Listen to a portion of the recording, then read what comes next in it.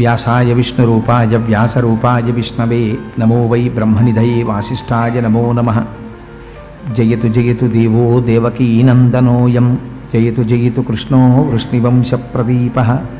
జయతి మేఘశ్యామలకోమలాంగో జయతు జయతు పృథ్వీ భారనాశో వం మరుతతుల్యవేగం జితేంద్రియం బుద్ధిమతాం వరిష్టం క్యం శ్రీరామదూతం శిరసా నమామి.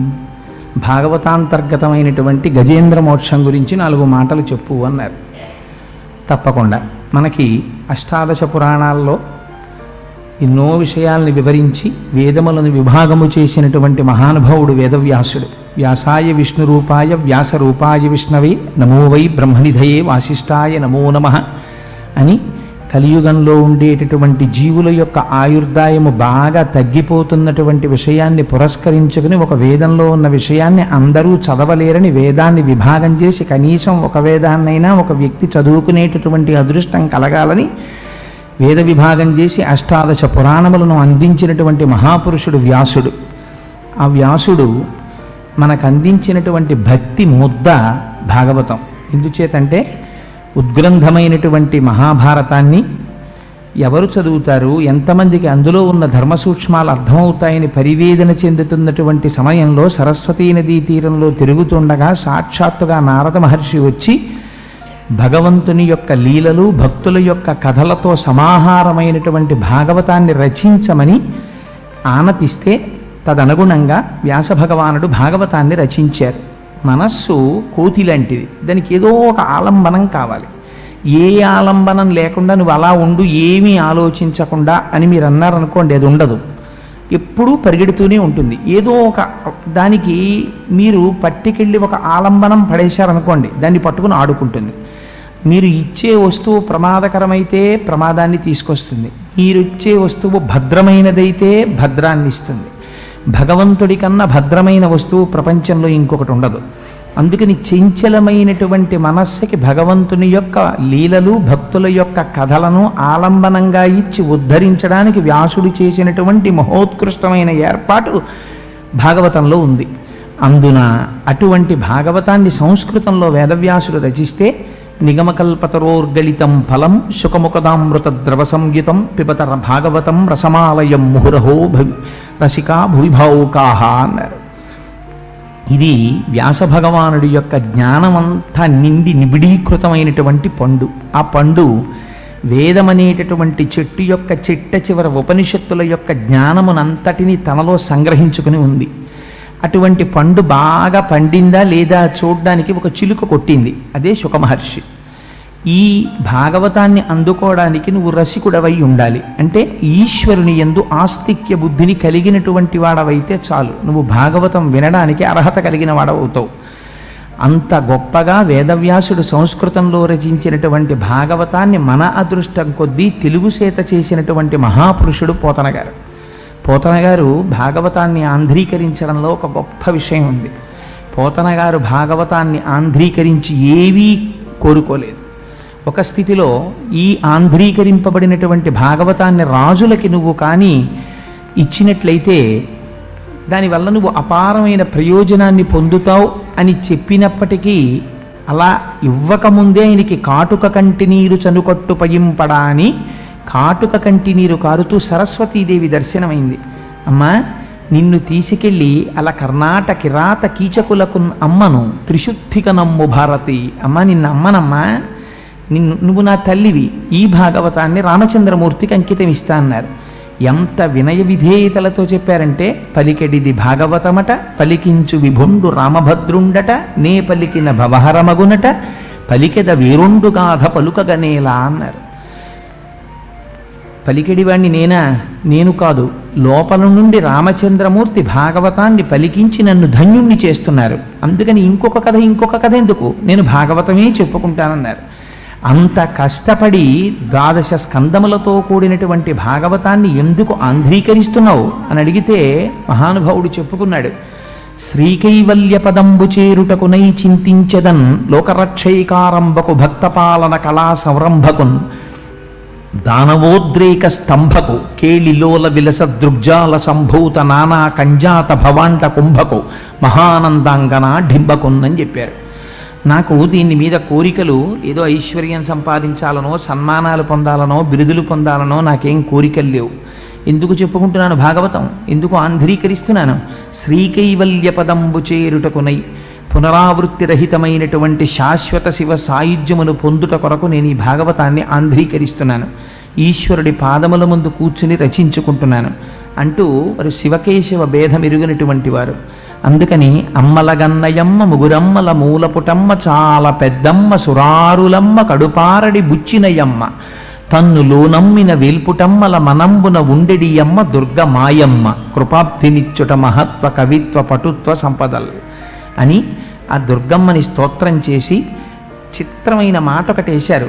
వాలిన భక్తి మెచ్చదన వారిత తాండవకేళికి దయాశాలికి శూలికి శిఖరిజాముఖ పద్మమయూఖమాలికి అని బాలశిశాంఖమౌళికి కపాలికి మన్మథ గర్వ పర్వతోన్మూలికి నారదాది మునిముఖ్య మనస్సరసీరుహాళికిన్ అని 9 లికారాలతో పద్యాన్నేశారు.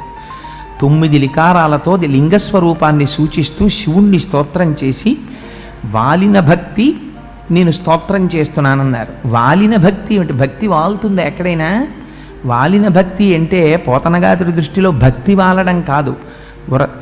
మనం సాష్టాంగ నమస్కారం చేసేటప్పుడు శరీరాన్ని భూమి మీద తగిలేటట్టుగా పడి నమస్కారం చేస్తాం. అలా పడి శరణాగతి చేసి నమస్కారం చేయడమే వాలిన భక్తి. నేను వాలిన భక్తితో స్తోత్రం చేస్తున్నానని పరమశివుణ్ణి ప్రార్థన చేశారు. శివానుగ్రహం లేకుండా ఎవరికి మాత్రం వాక్కు కానీ కవిత్వ శక్తి కానీ వస్తుంది? ఆ శివానుగ్రహం, అమ్మవారి అనుగ్రహం. మహానుభావుడు అంతటి భాగవతాన్ని ఆంధ్రీకరించగలిగారు. పోతన గారి గురించి ఒక మాట చెప్తారు. గంటమో చేతిలోది ములుగర్రయో చేసెడిది పద్యమో లేక సేజ్యమో మంచయందు కూర్చుంటివో మంచమందో లేకపోతే కవివో గడితేరిన కర్షకుండవో రెంటికి చాలియుంటి ఉసుమి కలమా హలమా నీకు ఇది ప్రియంబగున్ అని అడిగారు. అయ్యా పోతన్నా, ఇక్కడ నువ్వు పొలంలో కూర్చున్నావా, ఇంట్లో కూర్చున్నావా? ఇంట్లో ఒక పీఠం మీద కూర్చున్నావా, ఇక్కడ మంచం మీద కూర్చున్నావా? నీకు పద్యం అల్లడం ఇష్టమా, వ్యవసాయం చేయడం ఇష్టమా, కలం పట్టుకోవడం ఇష్టమా, హలం పట్టుకోవడం ఇష్టమా? ఎంత చిత్రమయ్యా! కాయలు కాచిపోయినవిలే అరచేతులు వ్రతఘంటపున్ రపిడి చేతను కరకు నాగలి మేడిని పట్టి సేద్యముం చేయుట చేతను కవి కృషివల నీ వ్యవసాయ దీక్ష కాహాయని ఇంతలేసి కనుల అర్పక చూసిరిలే దివౌకసుల్. నీ చేతులు కాయలు కాసిపోయాయా పోతనా? ఆ గంటం పట్టుకుని భాగవతాన్ని ఆంధ్రీకరించడం వల్ల, నాగలి పట్టుకుని పొలాన్ని దున్నడం వల్ల, దీనివల్ల కాయలు కాసిపోయాయి అని అడిగారు. అంత భక్తితో మహానుభావుడు ఆంధ్రీకరించారు. అన్ని భాగవతంలో ఒకెత్తు, గజేంద్ర మోక్షం ఒక్కటి ఒకెత్తు. భాగవతంలో అష్టమ స్కంధంలో గజేంద్ర మోక్ష కథ ప్రారంభంలోనే వస్తుంది. ఎన్నో కథలు చెప్పారు వ్యాసుల వారు, వాటన్నిటినీ ఆంధ్రీకరించారు పోతన గారు. కానీ గజేంద్ర మోక్షం దగ్గరికి వచ్చేటప్పటికి మాత్రం కొన్ని చిత్రమైన సన్నివేశాలు జరిగాయి. యథాతథంగా ఆంధ్రీకరించలేదు, స్వేచ్ఛానువాదం చేశారు. కొన్ని విషయాల్లో వ్యాసుల వారు మూలంలో చెప్పినటువంటి విషయాల కన్నా కూడా స్వేచ్ఛగా కొంచెం ముందుకు వెళ్ళి పోతన గారు ఆంధ్రీకరించారు. మన తెలుగువాడు కావడం నిజంగా మహానుభావుడు ఎంత దర్శనం చేశారో ఆయా లేకపోతే ఇప్పుడు మళ్ళీ కథలో ఎక్కడో అక్కడికి వెళ్ళి మళ్ళీ ప్రారంభం చేయడం అంటే ఇబ్బందిగా ఉంటుంది. సందర్భాలు ఎక్కడొచ్చాయో అక్కడ వాటిని సూచించే ప్రయత్నం చేస్తాను.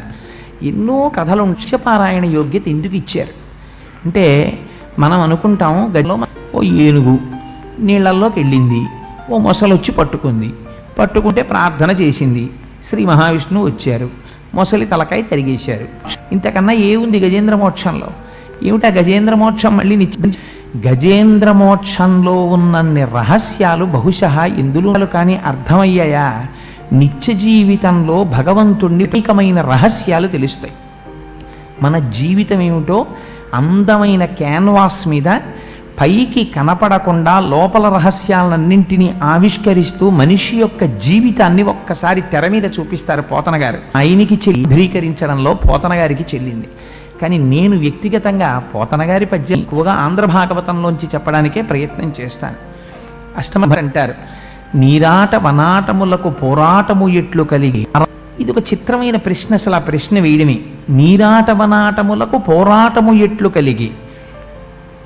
నీళ్లలో ఉండేటటు మొసలి, భూమి మీద ఉండేటటువంటి జీవి ఏనుగు. ఈ యుద్ధం రావడానికి అవకాశం లేదు. ఎందుకనంటే భూమి మీద తిరిగేటటువంటి ప్రాణికి భూమి రావచ్చు, మొసలికి నీటిలో ఉండే ప్రాణులతో యుద్ధం రావచ్చు. కానీ కలిగి పురుషోత్తముచే ఆరాటమిట్లు మానెను ఘోరాట విలోని భద్రమున కోసమని ఎన్నో ప్రాణులు ఉంటాయి. ఒక చిరుతపులు ఉంటుంది, అది తరుముకుంటూ వెళ్ళి అది వేటాడి వేటాడి ఒక అడవి పందిని చంపేస్తుంది. సామాన్యమైన విషయం. ప్రపంచంలో ఒక ప్రాణిని, బలమైన ప్రాణి చంపి తినడం అనేటటువంటిది అందున అరణ్యంలో జరిగేటటువంటి విషయం. ఎందుకంటే అక్కడ ఉండేటటువంటివన్నీ కదా, అక్కడ యుక్తాయుక్త విశిక్షణ చెయ్యడానికి, బుద్ధితో నిర్ణయించడానికి, భక్తితో జీవనం. అందుకని తనకన్నా బలం తక్కువ ఉన్న ప్రాణిని హింసించి సంహరించి తింటాయి. అలాగే ఏనుగు చిక్కితే ఆ ఏనుగుని చంపి తినడం మొసలి యొక్క ధర్మం. అది తింటుంది. ప్రాణులు శరీరాన్ని విడిచిపెడుతున్నాయి. భూమి మీద మనుష్య ప్రాణం విడిచిపెట్టేటప్పుడు శ్రీ మహావిష్ణువుని ప్రార్థన చేసిన వాడు ఎవడు కనపడ్డే? మరి అటువంటిది ఒక ఏనుగుని మొసలి పట్టుకుంటే ఏనుగు శ్రీ మహావిష్ణువు ఏమిటి? ప్రార్థన చేస్తే దానికి శ్రీ మహావిష్ణువు రావాలా? ఆయన రావడం ఎందుకు? లేడా ఆ మొసలి యొక్క కంఠాన్ని? లేదు. అక్కడ నుంచి ఒక్క సంకల్పం చేస్తే మొసలి మరణించదా?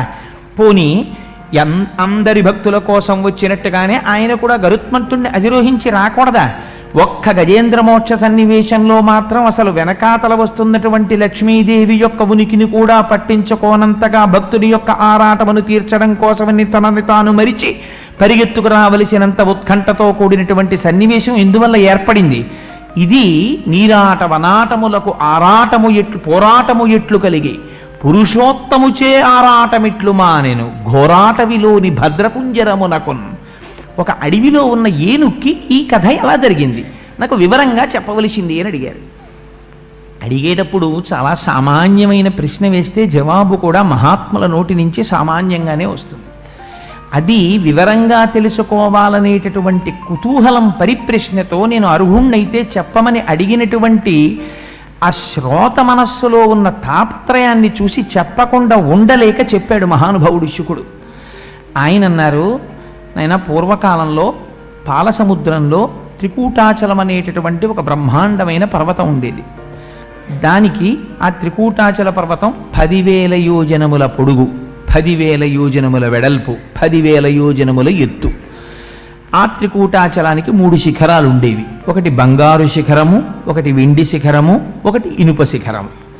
3 శిఖరములతో ఆ పర్వతం అలరారుతుండేది. అటువంటి పర్వతం మీద అనేకమైనటువంటి ప్రాణులు ఆ అరణ్యంలో సంచరిస్తుండేవి.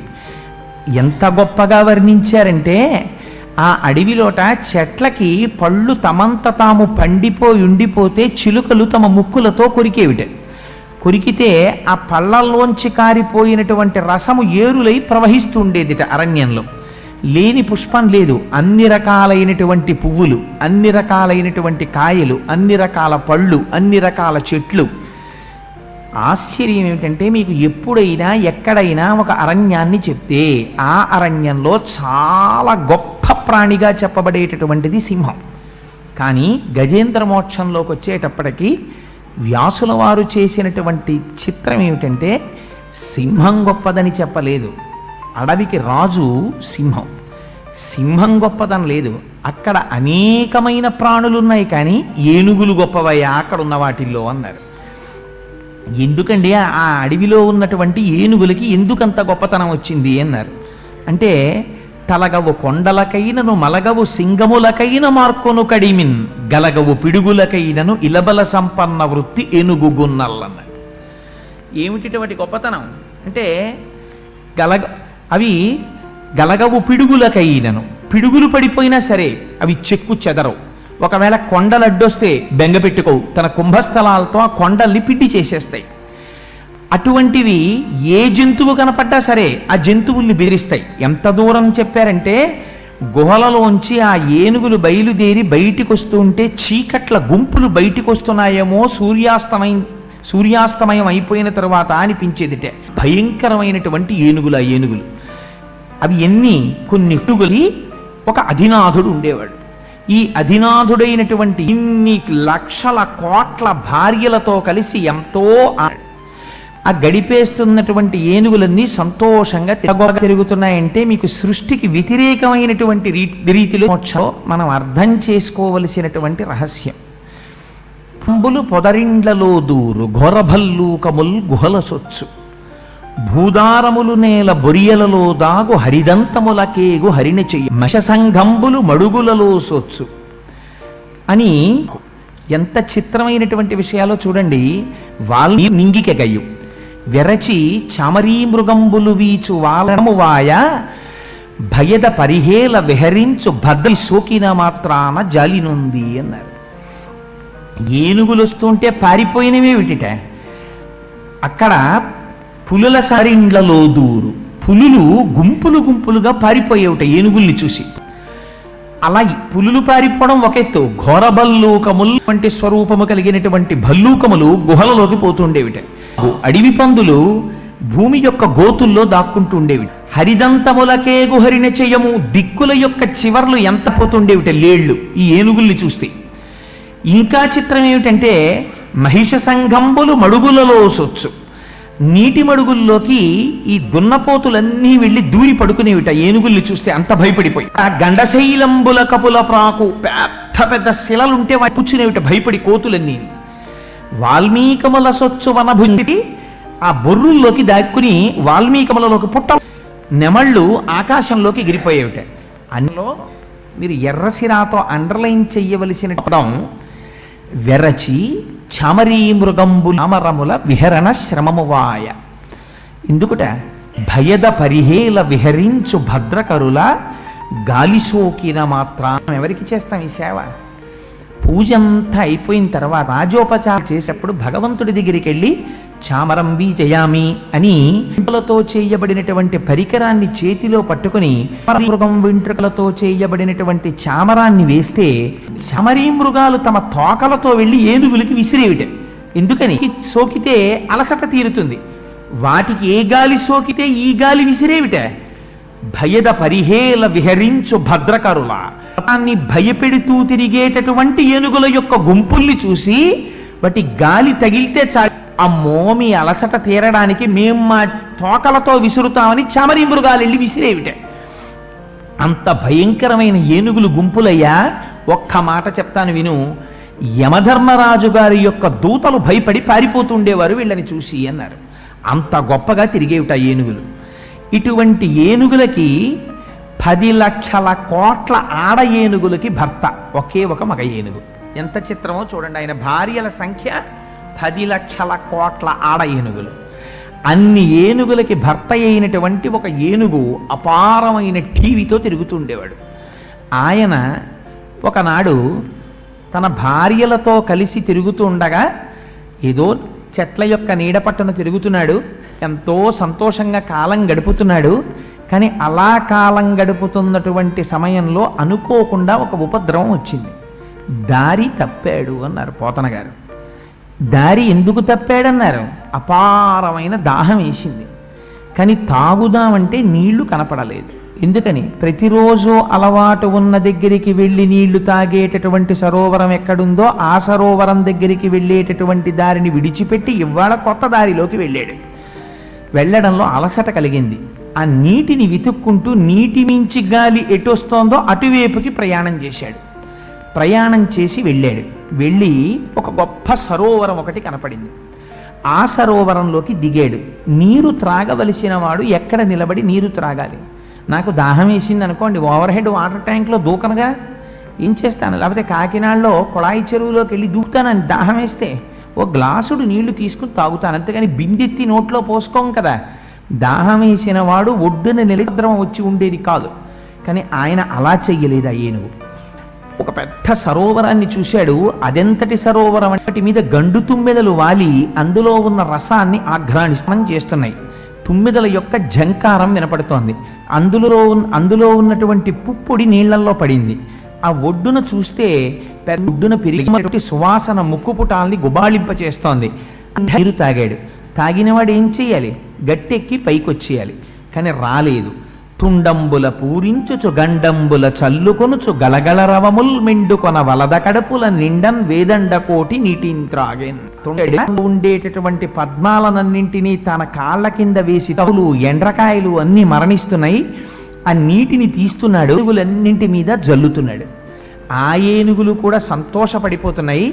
చుట్టూ ఉన్న ఆడ ఏనుగులు ఏం చేస్తున్నాయో పోతన గారు చాలా చిత్ర ఏనుగులు అక్కడ ఉన్నటువంటి తామర పువ్వుల్ని తీసి ఆ మగ ఏనుగు, మిగిలిన వాళ్ళు అనుకున్నారట వీళ్ళు తామర పువ్వులలో ఉన్న పుప్పొడి తీసి మగ ఏనుగు మీద చల్లారట.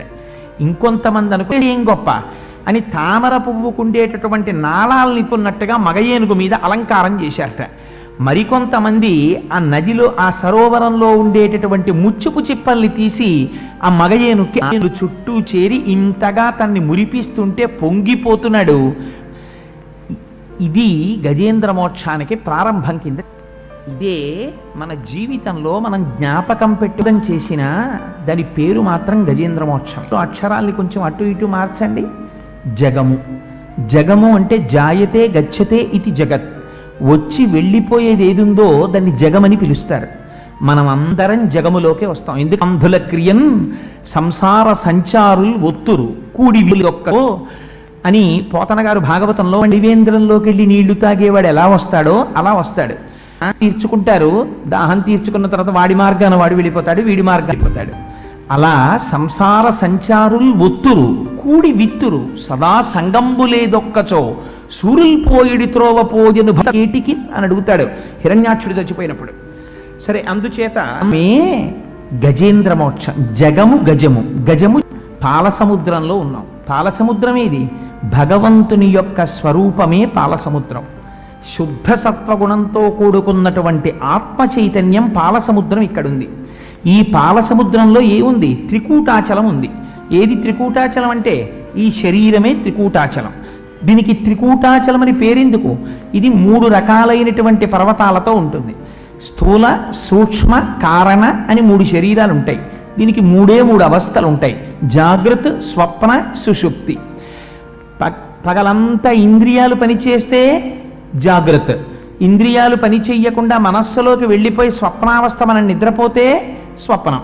ఆ మనస్సు కూడా ఆత్మలోకి వెళ్ళిపోయి తమోగుణ భూయిష్ఠులమైపోయి తమోగుణంతో ఏమీ తెలియని గాఢ నిద్రలోకి వెళ్ళిపోతే కారణ శరీరంతో ఉంటాం కాబట్టి ఆ సమయంలో 3వ అవస్థ సుషుప్తి. అందుకని ఎన్ని సంవత్సరాలు బ్రతకండి ఏమిటుంటుంది? ఈ 3 ఉంటాయి: జాగృత్, స్వప్న, సుషుప్తి. స్థూల, సూక్ష్మ, కారణ 3 శరీరాలతో తిరుగుతూ ఉంటాడు. అందుకని ఎక్కడుంది ఇప్పుడు త్రికూటాచలం? ఇక్కడే ఉంది. ఇదే త్రికూటాచలం. ఈ త్రికూటాచలంలో బంగారు శిఖరము, వెండి శిఖరము, ఇనుప శిఖరము 3 శిఖరాలు ఉన్నాయి.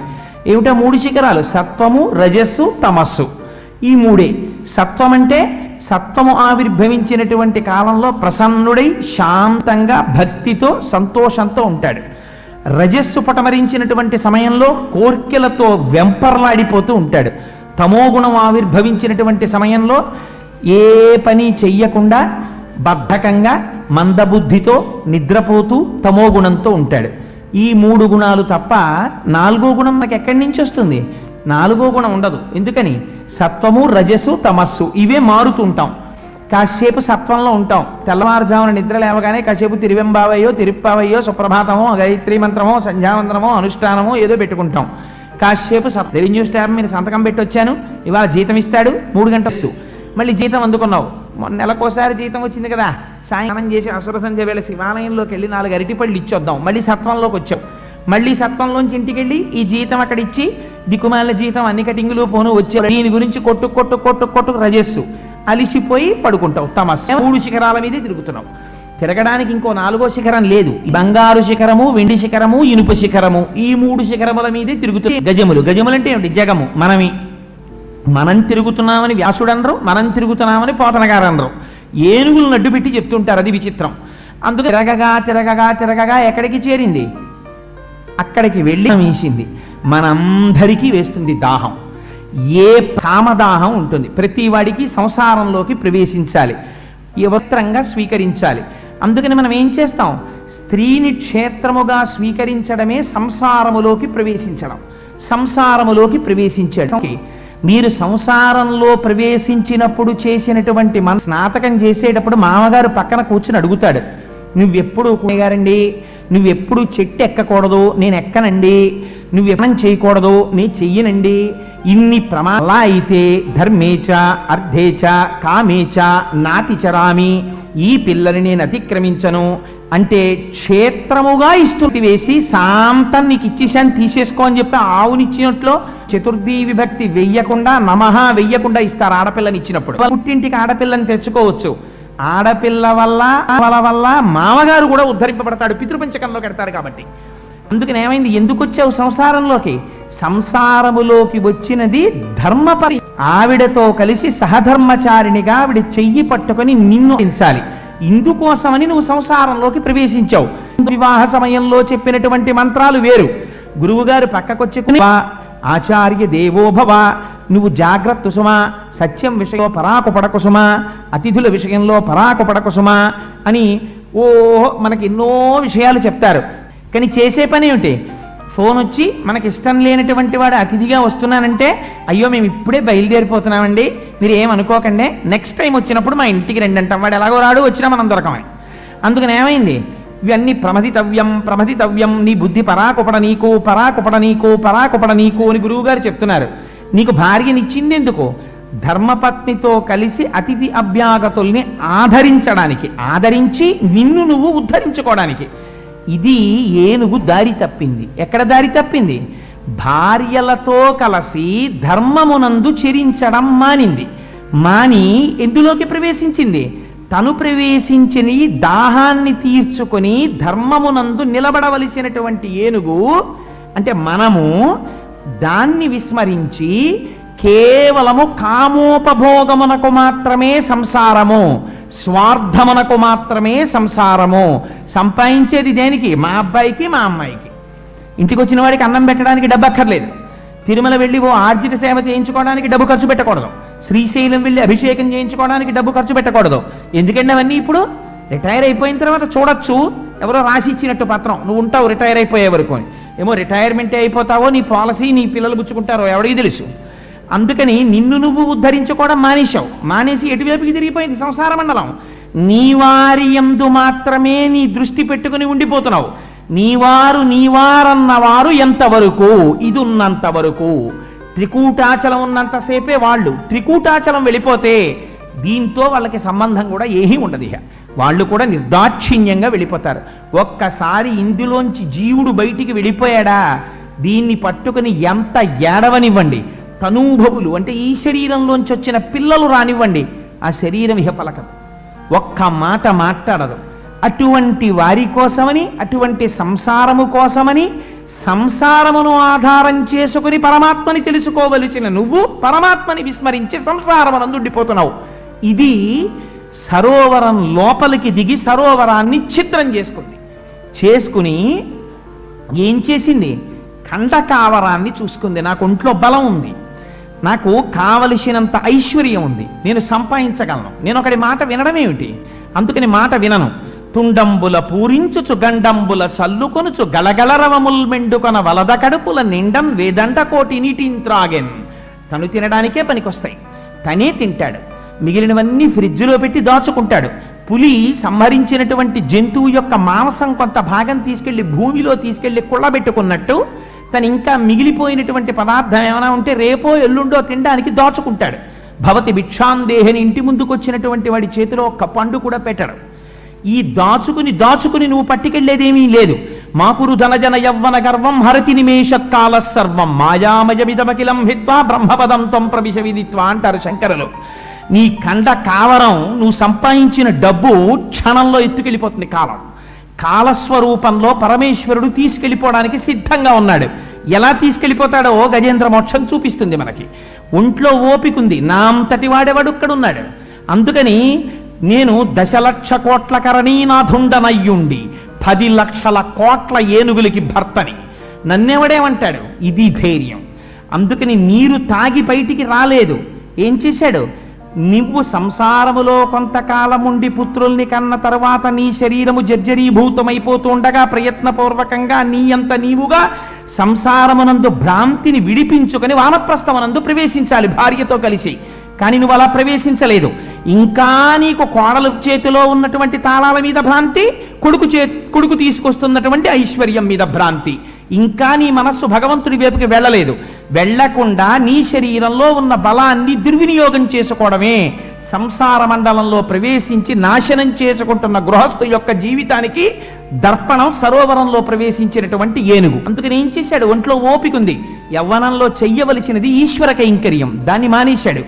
ఇభలోకేంద్రుడు హస్తరంధ్రముల నీరెక్కించి పూరించి చండమమార్గంబునకెత్తి నిక్కివడి నుడ్డాడించి పింజింప ఆ రభటిన్ నీరములోన పెల్లగసి నక్రగ్రాహ పాటీనముల్ అభమందాడెడు మీన కర్కటములన్ పట్టెన్ సురల్ మ్రాన్పడన్. ఇది ఆ ఏనుగు యొక్క శక్తి అంటే.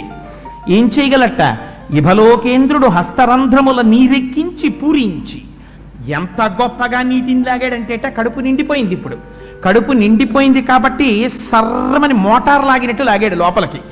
లాగి ఆ తుండాన్ని పైకెత్తాడు. పైకెత్తి ఈ నీటిని ఆకాశంలోకి చిమ్మాడు. చిమ్మితే ఈ నీళ్లతో పాటుగా లోపలికి ఏం వెళ్ళిపోయాయట? ఎండ్రకాయలు వెళ్ళిపోయాయి, మొసళ్ళు వెళ్ళిపోయాయి, చేపలు వెళ్ళిపోయాయి. ఇవన్నీ నీటిలో బతికేటటువంటి జీవులు. ఈ నీటిని ఆకాశం వైపుకి విసిరాడు. విసిరితే పోతన గారు అన్నారు, చేపలు వెళ్ళి మీనరాశిలో పడ్డాయిట, ఎండ్రకాయలు వెళ్ళి కర్కాటక రాశిలో పడ్డాయిట, మొసళ్ళు వెళ్ళి మకర రాశిలో పడ్డాయిట. అంత దూరం విసిరాడా అన్నట్టుగా విసురుతున్నట్టు. విసురుతుంటే అంతగా మదించి ఒళ్ళు పొగరెక్కి ఆ సరోవరాన్నంతటినీ కలచి వేస్తున్నాడు. అధికార గర్వం ఉందని, ఒంట్లో పొగరుందని, ఒంట్లో శక్తి ఉందని, వెనక ధనం ఉందని, ఐశ్వర్య మదంతో ఒకనాడు నువ్వు చేసినట్టులకు కారణమైనటువంటి ఏది ఉందో దాన్ని ఈశ్వరుడు నిర్దాక్షించేశాడా, అప్పుడు నీ బ్రతుకేమిటో బయటికి వస్తుంది. ఇది ఎక్కడి నుంచి వస్తుంది? ఈశ్వరుడు ఏం కష్టపడక్కర్లేదు. ఏ సంసారములో నువ్వున్నావో ఆ సంసారాంతర్గతముగానే వచ్చేస్తుంది క్లేశం. సంసారం అంటే ఏమిటి? సంసారమే మృత్యువు. ఎందుకని? సంసారం ఎప్పుడు ఏం చెప్తుంది? నా వారు, నా భార్య, భార్య తర్వాత ఏం ఉండాలి? బిడ్డలు, బిడ్డల్లో ఎవరు ఉండాలి? కొడుకులు, కూతుళ్ళు. తర్వాత ఏం చదవాలి? వీళ్ళు గొప్ప చదువులు చదవాలి, వీళ్ళకి పెద్ద ఉద్యోగాలు వచ్చేయాలి, వీళ్ళకి మంచి సంబంధాలు వచ్చేయాలి, వీళ్ళకి పెళ్ళిళ్ళు అయిపోవాలి. వాటి అవుతాయి. కానీ నువ్వేం చేస్తున్నావు? నీ జీవితం ఏమైపోతుంది? నువ్వేమైనా దిద్దుకుంటున్నావా? నీకు నువ్వుగా ఏమైనా మూట కట్టుకుంటున్నావా? మళ్ళీ వచ్చే జన్మలో పక్కకెళ్ళి చెయ్యి చాపవలసినటువంటి అవసరం లేనటువంటి ఈశ్వర కైంకర్యం ఏమైనా నువ్వు చేస్తున్నావా? దాన్ని విస్మరించావు. నీవారు నీవారు నీవారని వారి యందు దృష్టి పెట్టుకుని ఉన్నావు. వాడు పెద్దవాడైపోతున్నాడు, వాడికి పెళ్ళి అయిపోతుంది, వాడికి పిల్లలు పుట్టేస్తారు, వాడు వృద్ధిలోకి వచ్చేస్తాడు, అన్నీ జరిగిపోతాయి. కానీ నీకేమవుతోంది? ప్రత్యాయాంతి గతాః పునర్న దివసాః కాలో జగద్భక్షకః లక్ష్మీస్తో యతరంగ భంగ చపలా విద్యుచ్చలం జీవితం తస్మాన్ మాం శరణాగతిం కరుణయా త్వం రక్ష రక్షాధునా. సూర్యోదయ సూర్యాస్తమయాల్లో ఈశ్వరుడు నీ యొక్క ఆయుర్దాయాన్ని గ్రసించేస్తుంటే ఎక్కడ నుంచో రాదు మృత్యువు. మా అబ్బాయికి 38 ఏళ్ళు వచ్చేసాయండి అంటే నీ ఆయుర్దాయం ఎంత వెళ్ళిపోయింది? నీకు 24వ ఏట కొడుకు పుడితే 24 + 38 ఎంతో వేసుకో, అంత వయస్సు నీకు వచ్చేసింది. నీ కొడుకు ఆయుర్దాయాన్ని చూసుకుని నువ్వు సంతోషిస్తున్నావు. సంతోషించద్దని శాస్త్రం చెప్పలేదు. దానితో పాటుగా ఒక పక్క నుంచి నీకు నువ్వుగా కూడా చక్కదిద్దుకోవడం నేర్చుకో. అది లేనినాడు ఏమవుతుంది? సంసారమే మిగులుతుంది. మృత్యువు ఎక్కడి నుంచి వస్తుంది? కాలంలోంచి వస్తుంది. వాడికొచ్చిన 38 ఏళ్లలో, నీ కూతురుకు వచ్చిన 42 ఏళ్లలో నీ మృత్యువు కూడా దగ్గరికి వచ్చేస్తోంది. వాడి 38 ఏళ్లతో పాటుగా నీ మృత్యువు దగ్గరికి వచ్చింది. నీ కూతురు 42 ఏళ్లతో పాటుగా నీ మృత్యువు దగ్గరికి వచ్చేసింది. అందుకని ఎవరు చూస్తున్నారు?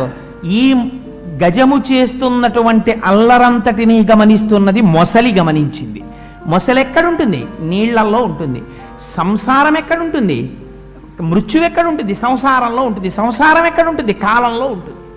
కాలములోనే కాలుడు వస్తాడు, మృత్యు వస్తుంది. అందుకని ఎక్కడి నుంచి వచ్చింది?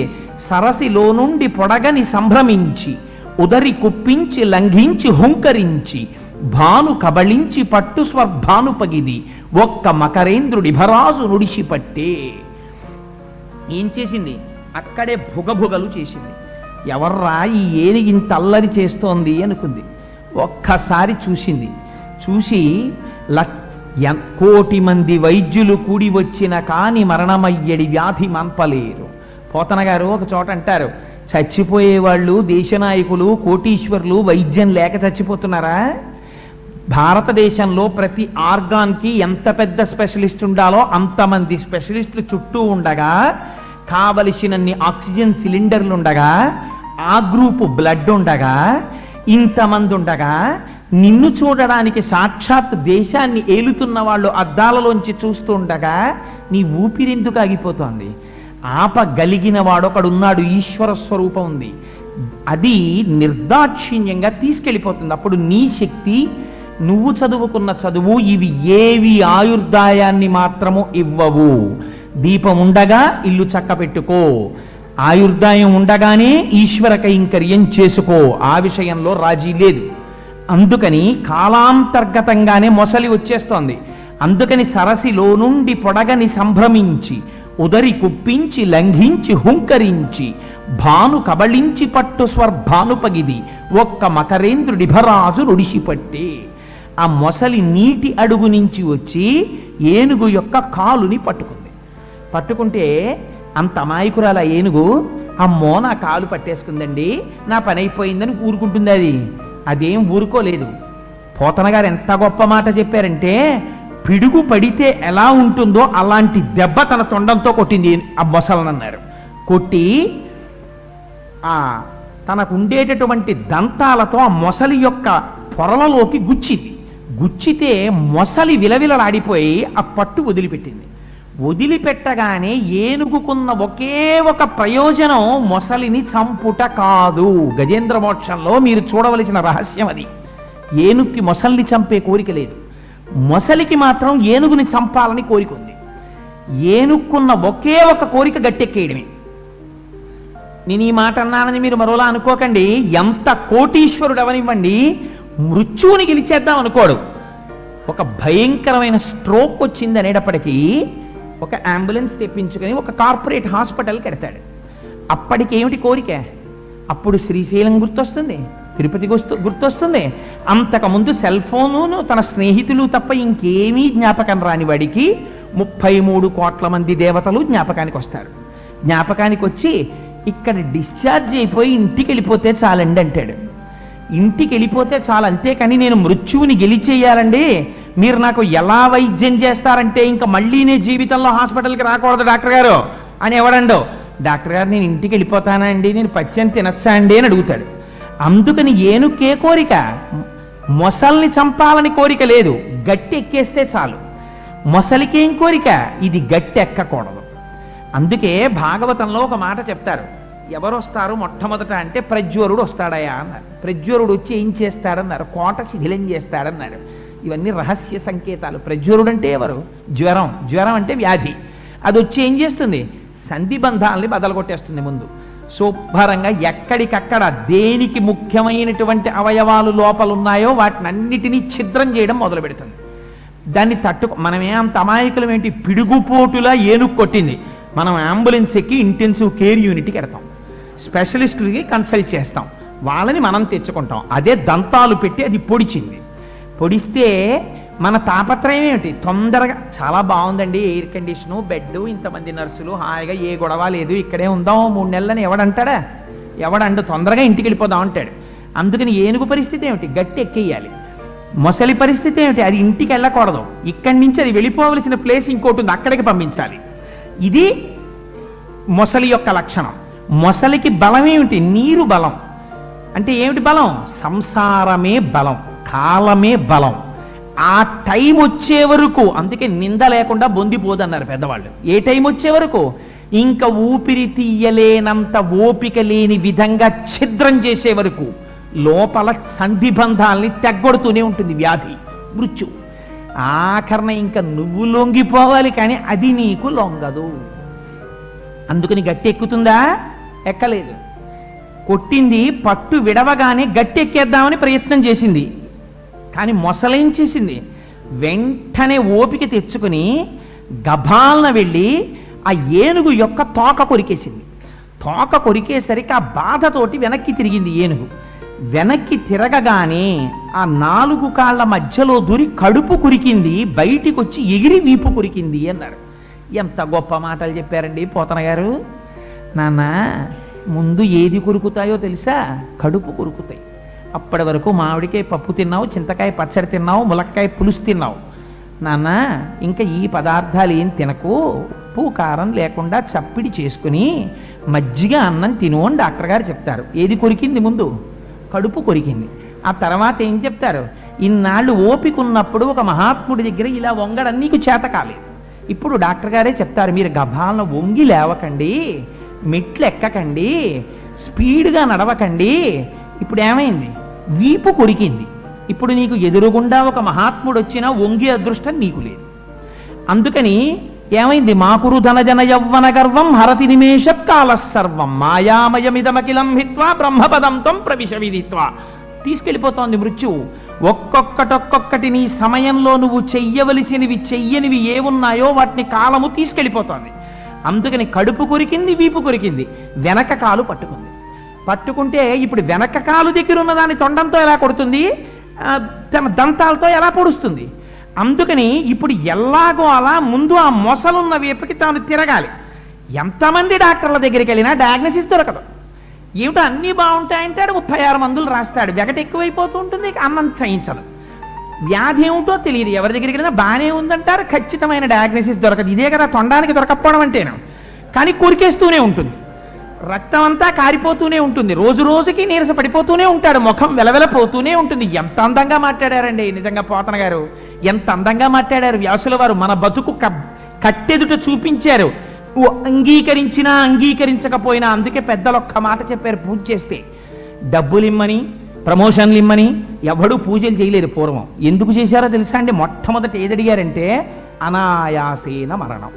తండ్రి, ఇంటెన్సివ్ కేర్ యూనిట్లో భయంకరంగా 6 మధ్యలో ఇలా పడుకుని ఒంటి నిండా సూదులెట్టుకుని పక్కన సీసాలెట్టుకుని వెళ్ళిపోకుండా ఉంటే చాలు, నేను ప్రశాంతంగా నీ నామం చెప్పుకుంటూ వెళ్ళిపోయే అదృష్టాన్ని నాకి.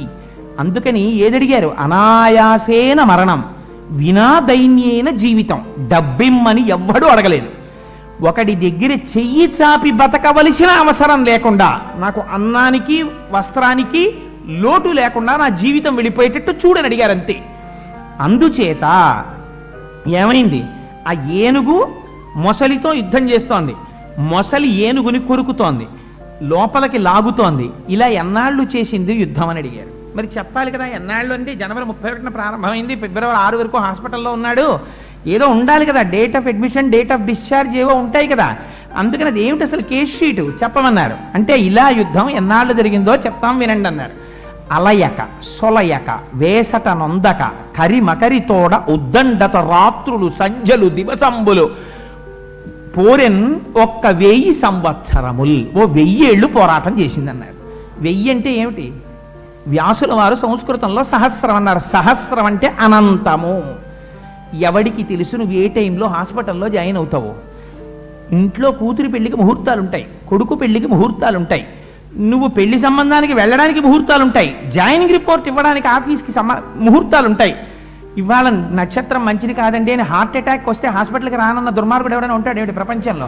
అది ఏ నక్షత్రమైనా వెళ్ళిపోవలసిందే ఇంటెన్సివ్ కేర్ యూనిట్కి. అందుకని ఎప్పుడు చచ్చిపోయావు, ఎప్పుడు మొదలెట్టావు పోరాటం అంటే పోతన గారు అన్నారు, కరిమకరితోడ ఉద్దండత అలయక సొలయక వేసట నొలయక. ఇప్పుడేమిట్రా ఈ అలవాటు? ఎప్పటి నుంచో ఉంది.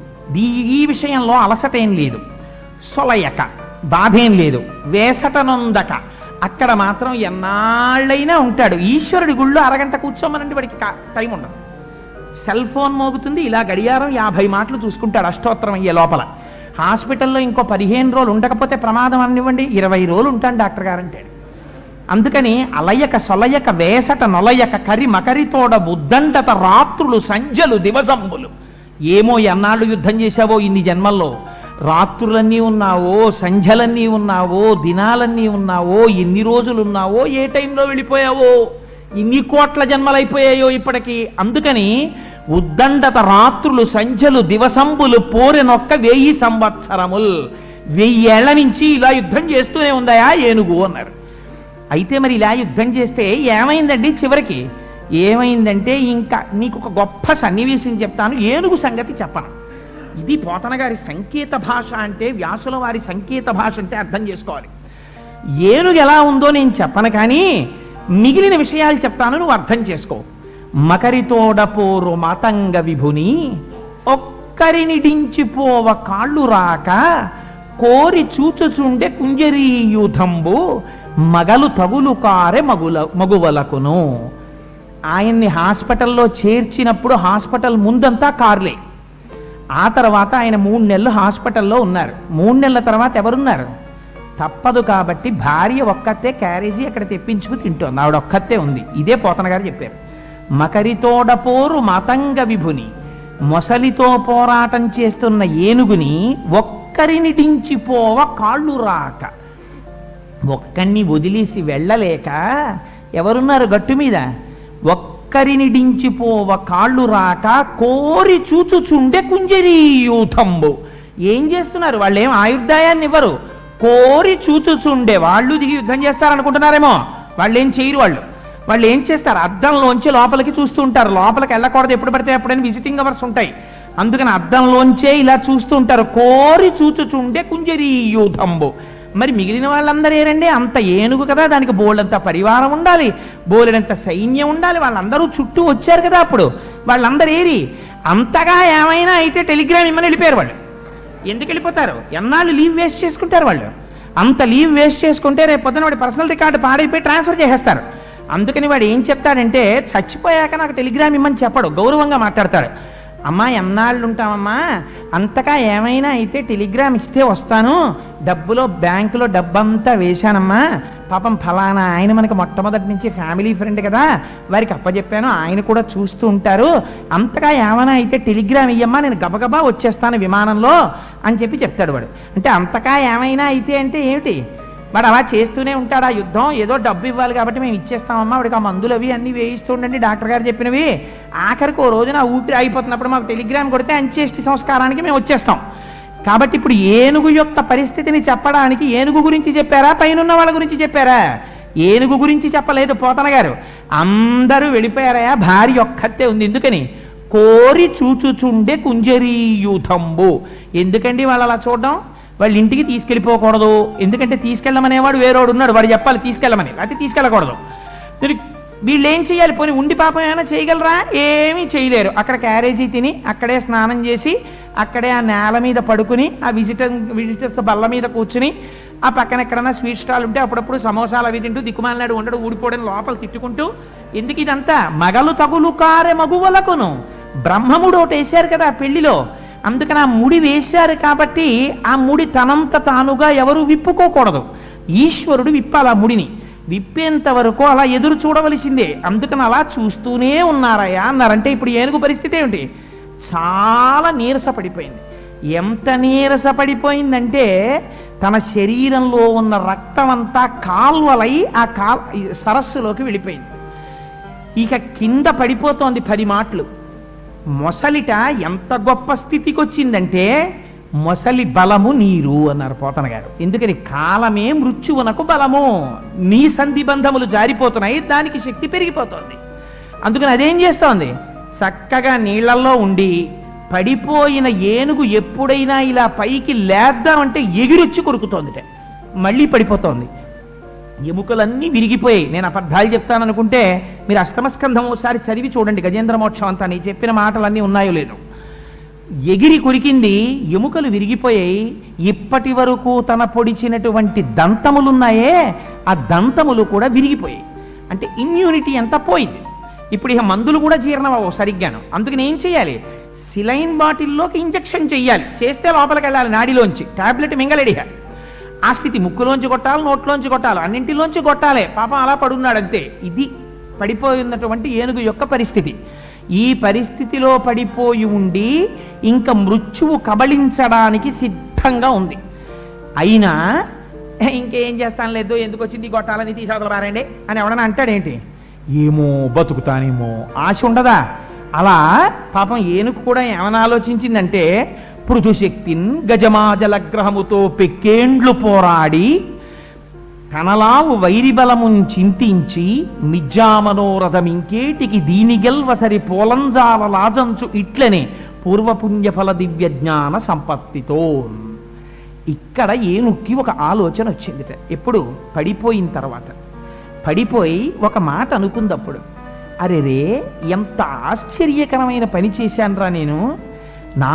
నానానేక పయూధముల్ వనములోనన్ పెద్ద కాలంబు సన్మానింపన్ 1,00,00,000 కోటి కరణీనాథుండనయ్యుండి మద్దానాంభ పరిపుష్ట చందన లతాంత ఛాయల్ విహరింపక నీరాశన్ ఇటేల వచ్చితి భయం బిట్లో కదే ఈశ్వరా అది.